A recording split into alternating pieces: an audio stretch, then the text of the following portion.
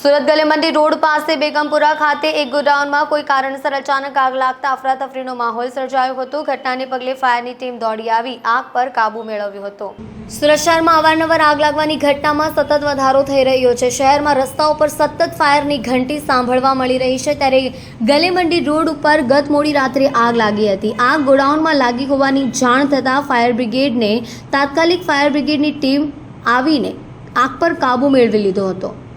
Fire સૂત્રોના જણાવ્યા મુજબ ગઈકાલે મોડી રાત્રે ગલીમંડી રોડ બેગમપુરા ખાતે એક ગોડાઉનમાં આગ લાગી હોવાનો કોલ મળ્યો હતો, જેને લઈને ફાયરની ટીમ ઘટના સ્થળે દોડી આવી પાણીનો મારો ચલાવી આગને કાબૂમાં લીધી હતી। ફાયર બ્રિગેડના અધિકારીએ જણાવતા કહ્યું હતું કે શોર્ટ સર્કિટને કારણે આગ લાગી હોવાનું હાલ જણાઈ આવે છે।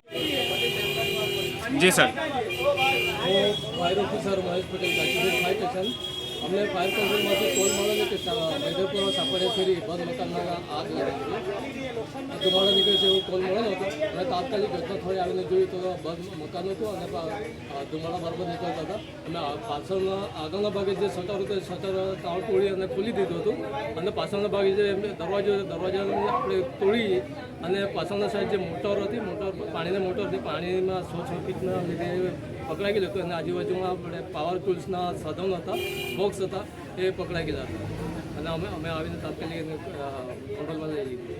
કેટલી ટીમ આવી હતી, કઈ જગ્યા પરની ટીમ? અહીંયા ગાચેશ્રી નવસારી બજાર અને મુગલીસરા 3 ફાયર સ્ટેશનની ગાડી આવેલી હતી અને લગભગ 3 ઓફિસર અને 20 કર્મચારી હતા અમારા। કોઈ જાનહાની એવું કંઈ? ના, બંધ મકાન હતું, જાનહાની કશું નથી।